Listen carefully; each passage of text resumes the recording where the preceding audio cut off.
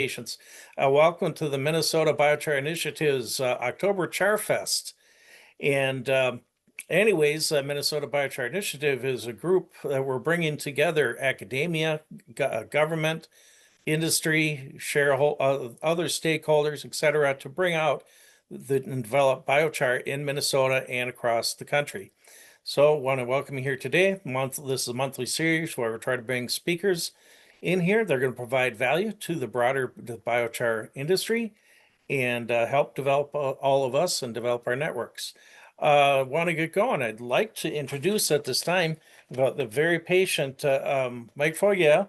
Mike has spent over 25 years with Rom and Haas, now Dow, working in specialty chemicals group, focusing on new product and process commercialization, technical service, and customer support, sales, marketing, and business development for chemical and photolithographic technology applications used in the electronics manufacturing sector.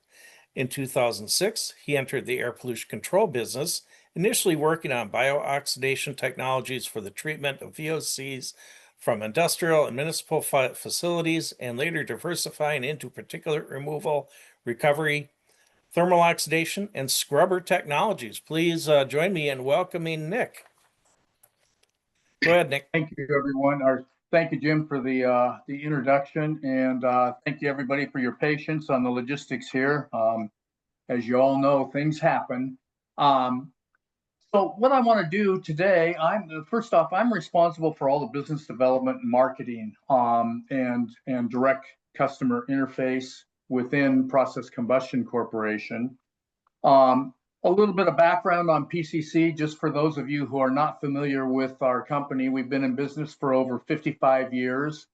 We're a leader in the air pollution control business. So we provide all types of technologies for air pollution control. So anything from industrial applications to municipal, food, odor control, bio, and now we're getting into the biochar market. We have about 4 installations in place at this point in time, and we've got a multitude of those that are currently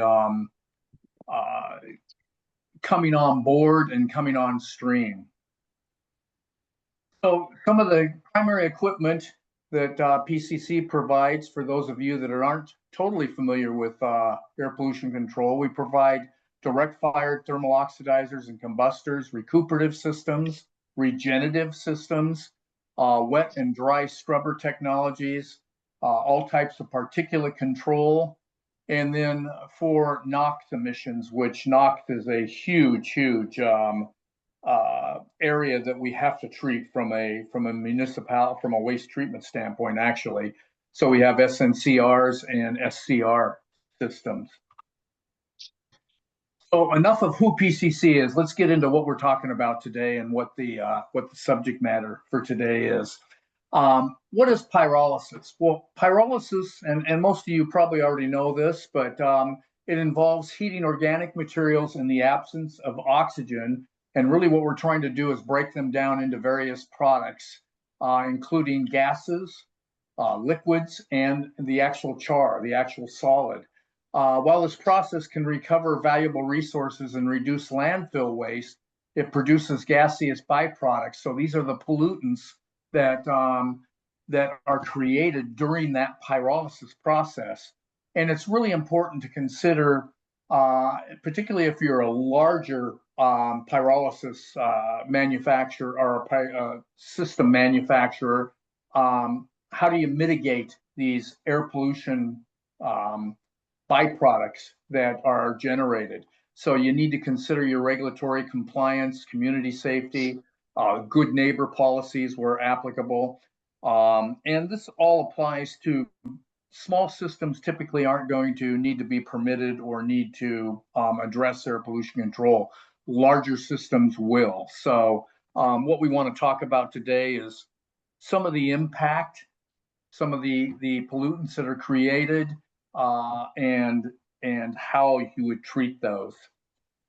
So if we look at a standard biochar or a biomass process, there's all types of areas where air pollution control is required, or certainly there are areas where particulate and or VOCs are being emitted. So you can see when you get into the cutters, you're probably talking fibers. Drying can be fibers and off-gassing. The pyrolysis process can be an off-gas due to the heat. When you get into the cyclones, the quenching, once again, these are off-gases or particulate. The combustion section gives off heat and can generate some byproducts. So there's a lot of different areas within the process that potentially can cause VOCs and or particulate or both to be emitted into the air. So we need to address those. We need to look at how do we capture those and how do we treat them. If we look at the primary emissions that we're dealing with when we're talking about the pyrolysis process, first off, there's particulate matter. So there's all types of particulate. It ranges in all types of sizes from very, very large particulate down to what's called PM 2.5 or 2.5 microns or less in particulate size. There's a lot of legislation going on currently to look at the PM 2.5 and lower particulate. PM can cause a lot of health issues, and these are concerns, and so people need to look at those and treat those. So the another pollutant that we see are volatile organic compounds. VOCs are any organic compound that is created during any type of manufacturing process. Actually, forest land, very dense forest land gives off VOC compounds. So it's not just from manufacturing. There are all types of sources. When you start to look at pyrolysis, there's a very, very diverse array of organic compounds created. And it really ties in specifically to the material that's being used as your feedstock. That plays a big, big role in what type of VOCs are generated, and we'll talk about that a little bit more. But some of the compounds are benzene, toluene, xylene. Some of the the VOCs are known carcinogens, so we need to be concerned about that. And then there could be ground level ozone formation, smog. So those are some of the offshoots of VOCs. Polycyclic aromatic hydrocarbons, easy for me to say. Just some additional toxic compounds that can be found in organic materials, and once again, they pose health risks. Another one is carbon monoxide or carbon dioxide. These are greenhouse gases. They contribute to toxicity in the air and ozone destruction. So we need to be cognizant of those. And most all of these, if a manufacturer has to permit to be in business, if the regulatory agencies are requesting permits, these are all controlled substances. These will be written in their permit. They will be allowed to emit certain volumes. So they're going to have to put some sort of control technology on. NOx, nitrogen oxide, nitrous oxide. This is huge these days. In fact, there are areas in the country from an industrial standpoint that NOx is almost more of a hazard and certainly regulated at very, very high levels, and in some cases higher levels than the VOC compounds. So NOx needs to be considered, and NOx is formed both chemically from nitrogen-bearing compounds that may be in a waste gas, and thermally. So there's thermal NOx that's created by just being at very high temperatures. So NOx is a big issue. HAPs, any other hazardous air pollutant. These are various compounds. They come from various feedstocks. There's all kinds of different what are called HAPs or hazardous air pollutants. So once again, these all need to be taken care of. So when we look at this and we look at the process, the entire process, here's kind of a breakdown of what we see as the major contributors. So PM, particulate, that is huge. That's probably the biggest contributor that we see. Second would be NOx, followed by the VOCs. And then we get into CO, CO2, SO2, and then some acid gas formation. And some compounds, when they see heat or they react, there can be an acid gas that is evolved. But you can see from the chart that we really need to be very cognizant of those top three. Those are the primaries. Those are the key emitters, and they need to be addressed, particularly if you're a larger user and you have to be permitted. So if we look at feedstocks, and I know that you all know this, there's all types of feedstocks that can be utilized within the pyrolysis process and the biochar manufacturing.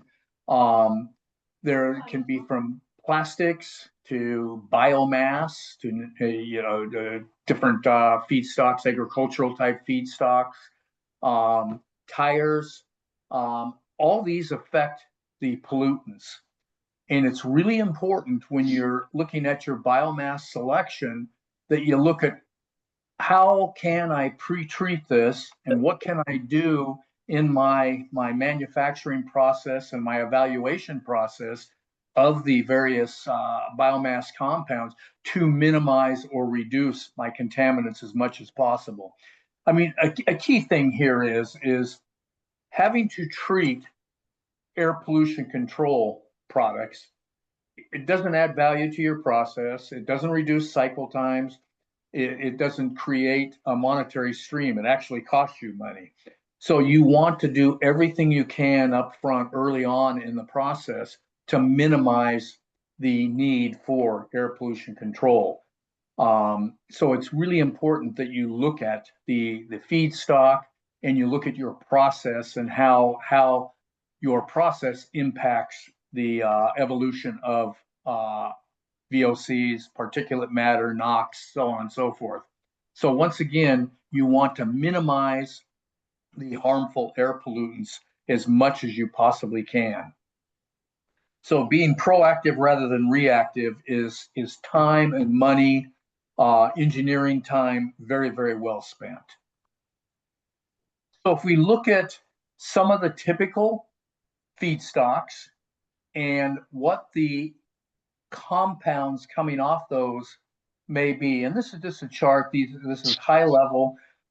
There could be and probably are a lot of different compounds that may come off these, but if we look at the barley, coconut, corn, rice, sugarcane, bagasse, wood, so more or less your agricultural type feedstocks.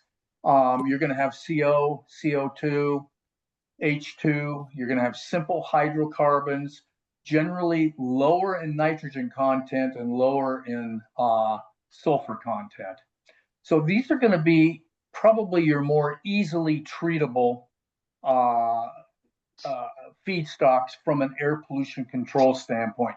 Particulate, once again, is going to be very high on this because every one of those will have some level of particulate created during the process. So that will be the highest VOC or compound that needs to be treated.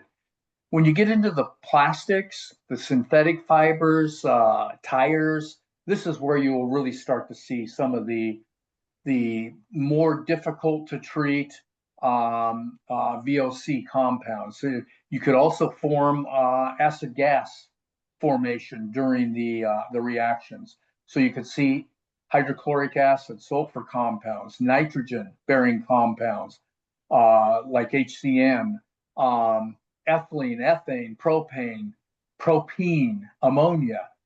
These are all compounds that are high pollutants. They have to be treated.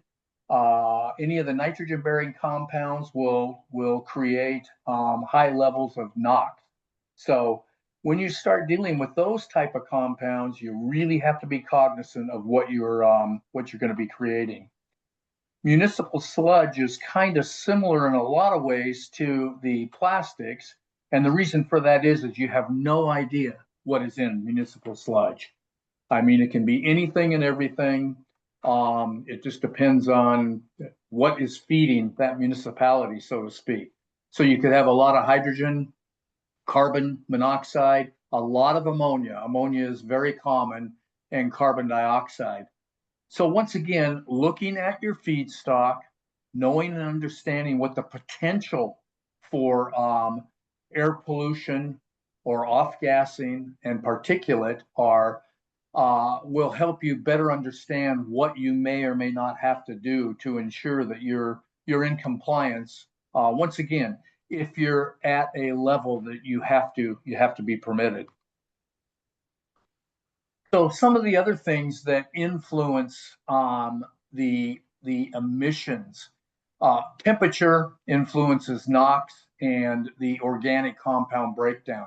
The higher you go in temperature, if you have nitrogen-bearing compounds in the presence of oxygen, you're going to create NOx. So anything over 2300 degrees F creates a lot of NOx. So if you can keep a temperature low and low oxygen content, which typically in a pyrolysis process, you are going to have very, very low oxygen, you can help reduce the NOx levels. Your technology, so just how are you creating setting up the pyrolysis reaction, creating your end product, that can have a bearing on it. You need to look at your emission controls. So do you have afterburners? Do you need scrubbers? Do you need filters? These may be essential, and you need to understand what it's going to take to treat these compounds. Heating rates, residence time affect emissions. So once again, that higher temperature, the longer you're at temperature, the lower or the higher the oxygen content, that will certainly contribute. But you're going to have off-gassing, and you're going to have to determine at what level do you have to provide controls for that off-gas. Once again, even if you are at minimal or very, very low oxygen, the temperature alone will impact certain pollutants and cause reactions to take place, byproduct type reactions. And then process optimization. As with any manufacturing process, you want to operate that process as efficiently as you possibly can. You don't want huge swings. You don't want huge variations. You want to maintain as consistent a process as possible. And that aids in, number one, understanding what that air pollution control requirement is. It helps you maintain a consistent level from a byproduct or waste gas evolution, and then it allows you to better control those items. So if we look at particulate control, so there are various ways of treating particulate control. One of the most common is a bag house, and bag houses are they're like a vacuum cleaner, so to speak. The air comes into it. There are a series of literally bags. They're cages, they're a cloth bag or some sort of material. They have various levels of capture capability, but they're very, very effective at removing particulate. You do have to operate at a lower temperature. About 400 degrees F is about the highest temperature you can introduce a waste stream into a bag house. So you need to be cognizant of that. There are other ways of treating some of the diverse pollutants. You could do dry scrubber technology, activated carbon, ammonia, slip control, hydrogen halides, dioxins, PFAS, and ammonia emissions. Those can all be controlled with other types of technologies. Bag houses are very efficient, though, for the particulate removal. When you get into NOx emissions, There are a couple different technologies that are used today, and they're very, very efficient. One is called a SNCR, which is a selective non-catalytic reduction system. You literally introduce ammonia or urea into the waste gas, and at that point, you're going to react the nitrogen-bearing compounds, and you can achieve about a 60% reduction in your NOx emissions using an SNCR.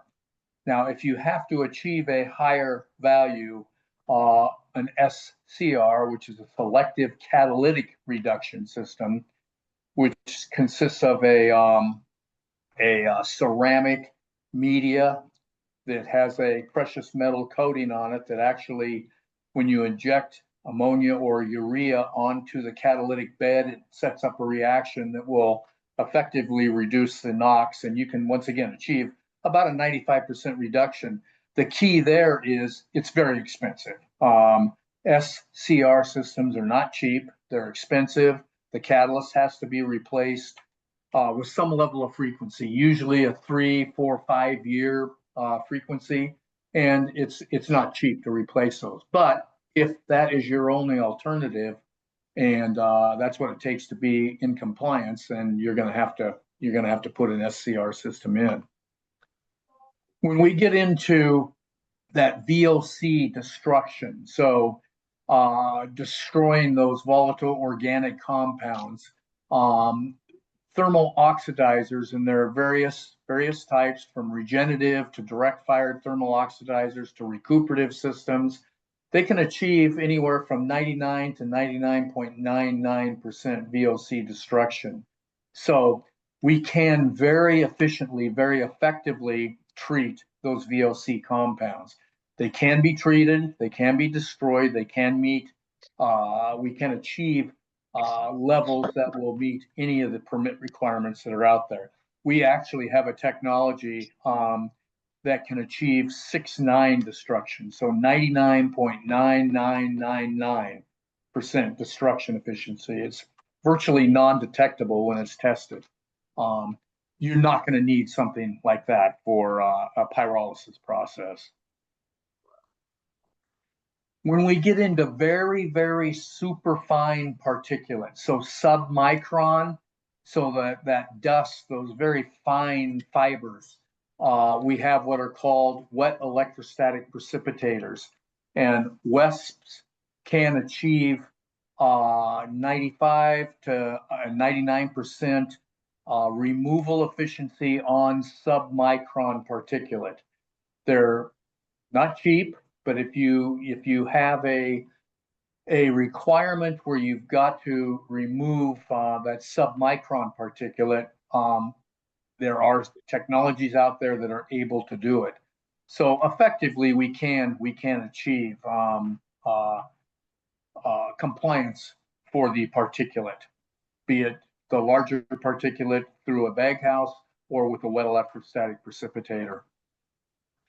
If we get into a situation where we have any sort of acid gas formation, we can treat those acid gases or those gaseous pollutants in a lot of cases with a wet scrubber technology. So there are various forms, various configurations. They can be configured based on what it is we're trying to remove, number one, from a compound standpoint, and number two, from an efficiency standpoint. So literally they can be just straight through water, where you're just wanting water through them, and you're taking those acid gases and you're taking them from the air phase, you're transferring them into the liquid phase, you get them out of the air and you put them into water, and then you treat the water. Or we can neutralize with either caustic solutions or acid-based solutions, depending on what it is we're treating. But once again, very, very efficient, very effective. 99% destruction efficiencies are very, very easily achievable. So those are kind of, a high-level view of the technologies that are available.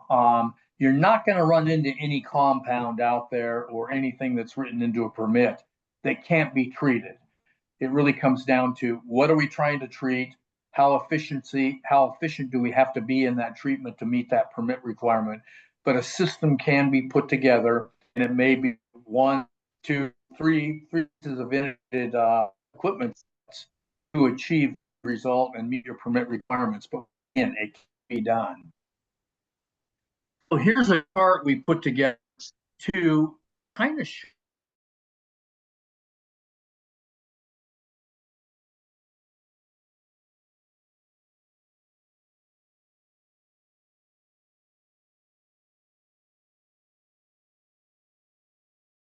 into the submicron removal range at very, very high efficiencies.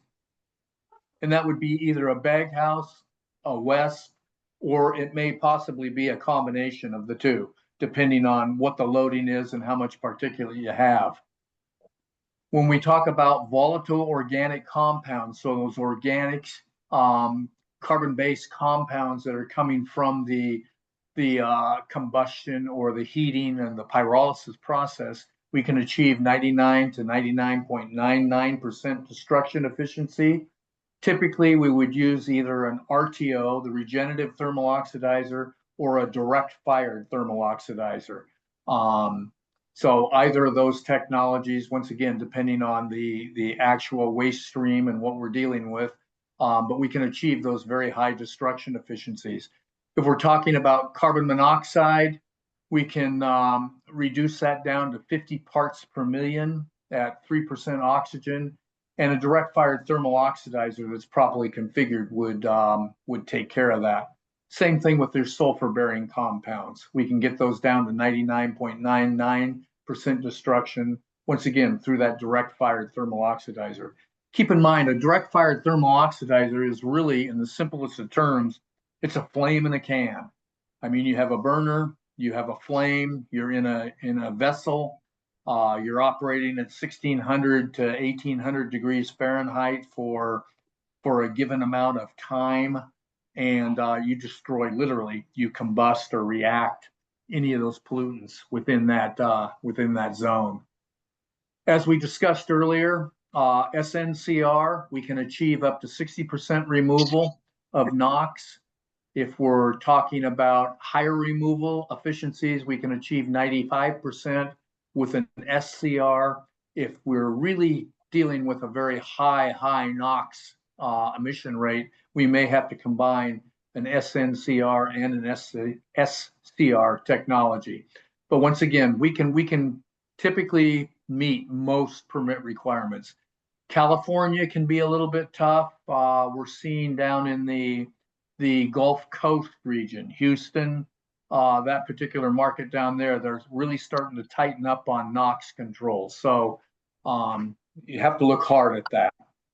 Other pollutants, sulfur dioxide, 85% removal, hydrogen halides, dioxins, furans, PFAS, a lot of talk about PFAS these days, and then ammonia. So you can see we can really treat all these compounds with very high removal efficiencies. We have not found, other than in some cases, if the environmental agencies are really getting extremely tough, NOx is probably the only compound where we may potentially have an issue today. But once again, for the most part, I believe these compounds can be effectively treated. So the efficiency of any system used to treat the pyrolysis gases, it's just really crucial that you look at how do you mitigate the air pollution. Once again, spending money on air pollution control equipment is not putting money in your pocket. It's an expense, it's a capital expense, and it's certainly an operational expense as well. So you want to do everything you can to mitigate the need for air pollution control, or do what you can to reduce as much as you possibly can the emissions that are found within that waste gas. So control a temperature, your residence time. As we discussed, the feedstock composition. You want to minimize the formation of any of the air pollutants that you can. Now, in some cases, you're not going to be able to. If you're doing plastics, you're doing tires, they're just naturally going to emit VOCs, and you're going to have to treat them. Looking at your reactor design, the whole process, you want to optimize that as much as you possibly can to ensure that you're meeting the requirements, you're generating a minimal amount of waste, and not sacrificing any of the quality or the volume of product. So it's really a hard look at the entire process, and particularly if you are of the size that you're going to have to permit. And there are a lot of smaller users out there that are below the limits. They're not going to have to permit their systems. But certainly if you get into the larger systems, you're going to have to take a hard look at what are the permit requirements, what are you allowed to discharge, and then what's it going to take to meet that permit requirement.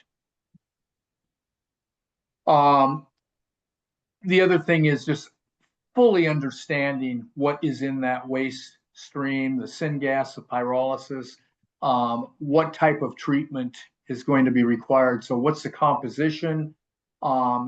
When you need air pollution control equipment, you really need to understand exactly what is in that syngas, what is in that waste gas coming off the pyrolysis reactor. If we don't know what's in there, we don't know how to effectively treat it. So there has to be some engineering effort and probably some third-party testing done to determine exactly what that discharge is going to be. And I know there are companies that can take various compounds and they can run analysis, and they have labs set up where they can determine pretty effectively what emissions are going to be generated from the syngas or from the pyrolysis process as a whole. So you really need to look hard at this. And I know I keep emphasizing that, but if you are of the size that you're going to have to permit this, you're going to be the EPA or the state folks are going to be regulating you. You have to know what it is, because the last thing on earth you want is, number one, to pay fines, or number two, have them come in and shut you down. And since you're spending money on the air pollution control equipment, you want to spend the least amount of money you can, but you have to have a very efficient, effective system that meets your permit requirements. When you're looking at this further, you want to look at all the materials of construction. So you want to make sure that everything is compatible. You want to be able to handle varying levels of process change, flow, temperatures, composition changes. These are all very, very key to the air pollution control equipment. So once again, understanding that process. You don't want to over-design the system because it costs money. So you'll want to find a reliable partner that can guarantee that you're going to meet your permit requirements at a reasonable cost. A well-defined process can minimize the emissions, reduce your APC costs, and improve your overall efficiency. There's a webinar going on right now. And plug in my. We've got someone else needs to mute. Anyway, process generation. You need a sustainable source of energy. So, I mean, one of the things that we're talking about here too is not only do you take your biochar product and you do something with that biochar product, we're getting involved, and we've got several active programs going on right now where we're taking the syngas and we're actually generating power from the syngas. We've got a couple applications that we're working on that we're generating up to 5 to 6 megawatts of power from a syngas that's created from walnut shells in California. So they're going to actually power their entire biocoal plant, where they're manufacturing biocoal from almond trees. that's being used to generate electricity, actually in Japan in this case. But it's a way of generating power. It's sustainable, and you can do it by firing the syngas, and it can be, you can use a syngas fired turbines. You can go into waste heat boilers and generate steam and then power a steam turbine, or ORC turbines, where you take the waste heat, you go through a hot oil exchange and then into a ORC turbine. Um, you can do very small systems to less than 1 megawatt up to very large. I mean, I think the largest that we see typically right now that would be applicable to these applications could go up to certainly 10, 15 megawatts. So some pretty good electrical power generation capabilities. There are federal and local tax credits available, and they're still available, that are pretty sizable if you show that this is sustainable. And certainly anything with the syngas pyrolysis is considered a sustainable technology. With this, depending on what the price of electricity is in your given area, you can get a reasonable ROI. One of the things that we see that's impacting this are all the Googles and so on and so forth, with all these information technology exchange systems that are being installed nowadays. These are massive, massive consumers of electricity. No, I'm asking questions. This is very important. So we need to, that's going to impact the price of electricity.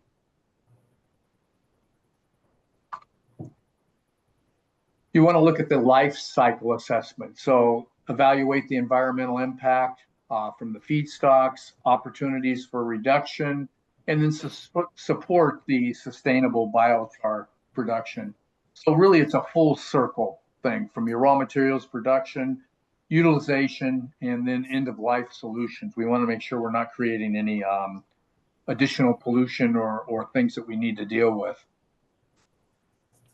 So I kind of wanted to go over just a few slides to give you an idea of what it takes to design some of these air pollution control systems.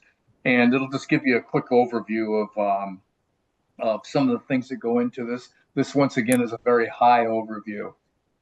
So really, when you look at some of the key factors and the information that's going to have to be provided, and this is for any of the air pollution control. So this is kind of earmarked for more of your combustion type systems, but it doesn't matter what it is. If it's particulate removal, if it's a scrubber, you still have to look at the same criteria.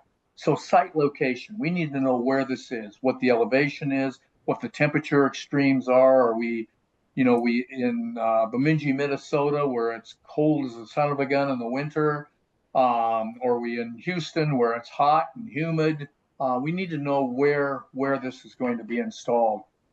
The most important thing when we're designing any type of air pollution control equipment is to fully understand what is in that waste stream. What is coming into the system, what is coming to us that we have to treat. If there is a need for any sort of auxiliary fuels or anything to maintain that combustion reaction, we need to know what's available. So natural gas, propane, what options do we have? Combustion air source. So in a lot of cases, when we get into a combustion reaction type process, we have to have a certain level of air pollution or of oxygen present to ensure that reaction can take place. So we need to understand, where is that combustion air going to come from? So not only do we have to understand what's coming in to the system, we have to clearly understand what is expected to come out of it. So once again, that is your permit. That's what's written into the permit.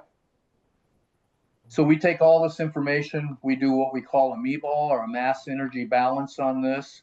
And from that, we're going to determine the size of the system, the temperatures we have to be at, the retention time, so the time we have to be at temperature to ensure that we meet the permit requirements. The other thing that we call this the 3 T's of combustion, but really it's applicable to all the air pollution control equipment, and it's the time, temperature, and turbulence.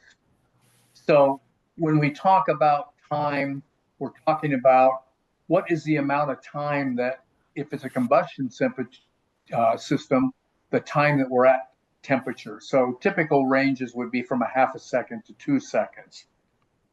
We talk about temperature. Once again, in a combustion system, we're going to be in that 1400 to 2200 degree F range, and that's going to allow us to achieve that 99.99% destruction. The velocity, so the speed at which we put this waste gas through the system, can be anywhere from 15 to 50 feet per second. And then, as I had indicated, we need to have enough oxygen present to ensure that combustion reaction can take place. So when you're doing pyrolysis, you do a high temperature with no oxygen. You don't want any ignition to take place. You don't want oxidation to occur. But if you're going to combust a waste gas, we have to have sufficient oxygen for that reaction to take place. Some of the other things that we would look at are, how are we going to get the that waste gas into the system? So is it a natural draft, a forced draft, an induced draft? In many cases, we can look at heat recovery, and certainly if we're doing a waste heat to energy, we're going to have a heat recovery or a heat exchange technology of some sort there to capture that heat coming out of that thermal oxidizer and use that to generate electricity.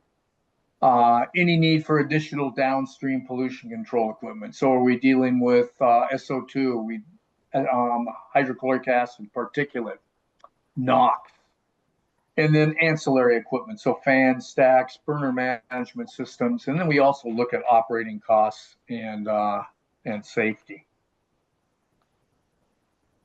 So that kind of wraps up, the air pollution control portion of this.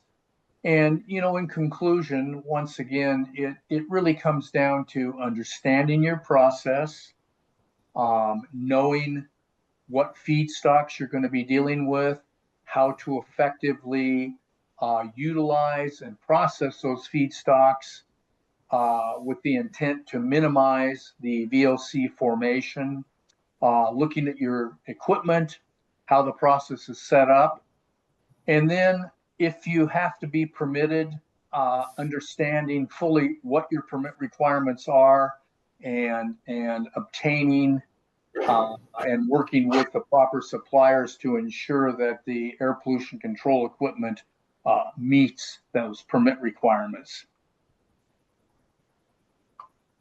And that's the end of the presentation. So any questions?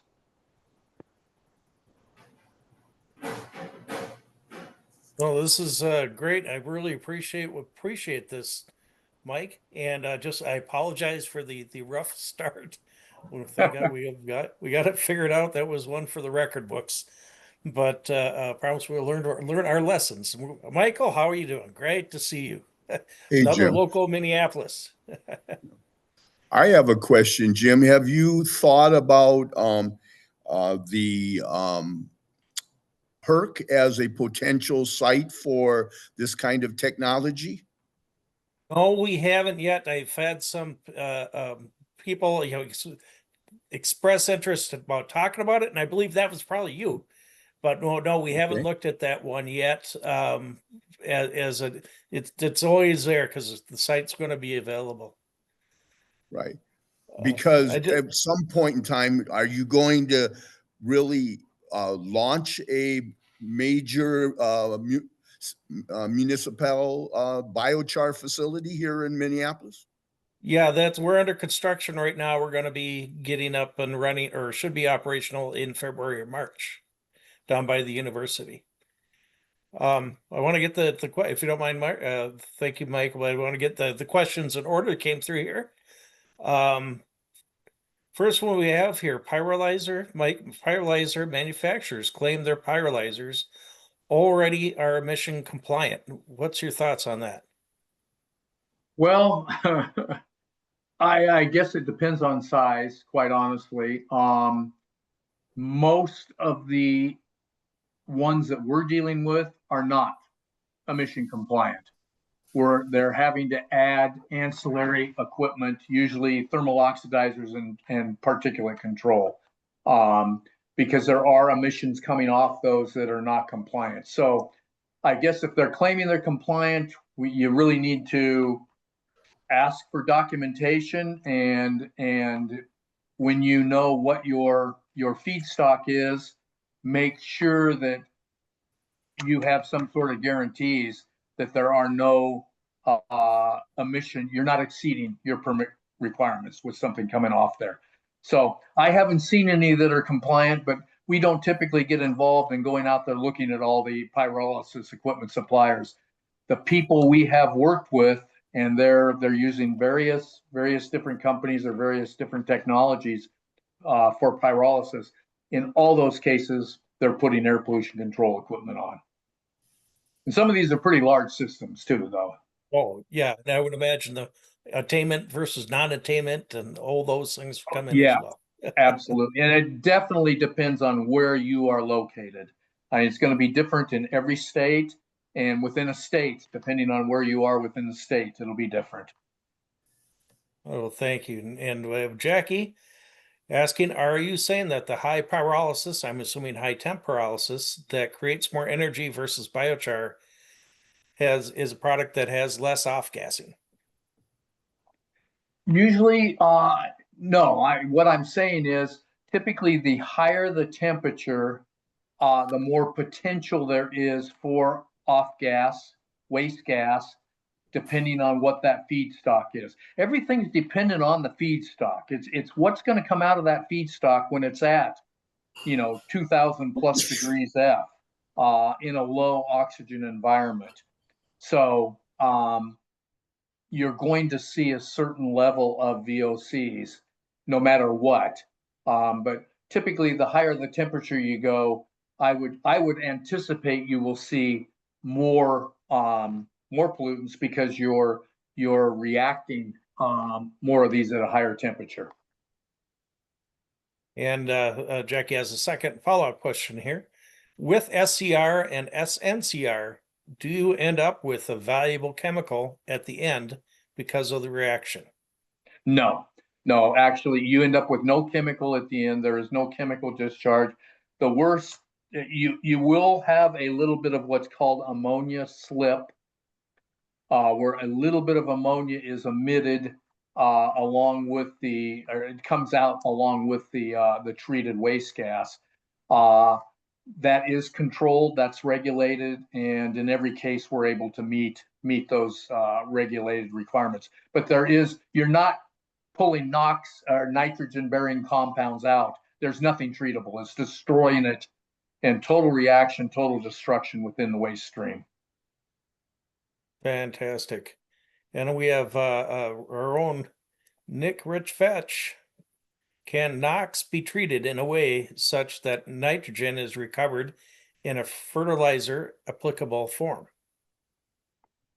Boy, that's a question I can't answer. I don't know. I really don't have an answer to that. Haven't been involved in that. My gut feeling would tell me no, probably not, but that would be a question for others to answer. Sorry.